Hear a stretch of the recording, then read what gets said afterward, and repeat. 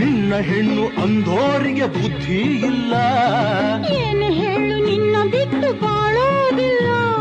ಕೋಪ ಬಂದರೆ ಸುಮ್ಮನಿರಲ್ಲ. ಆಗಲೇ ನೀನು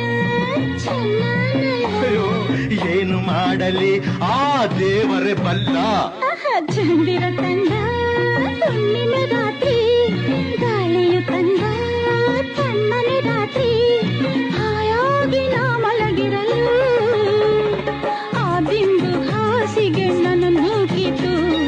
ಈ ನನ್ನ ನಲ್ಲನ ಕೂಗೆಂದಿತು, ಈ ನನ್ನ ಮಂಚವು ಏನೆಂದೇ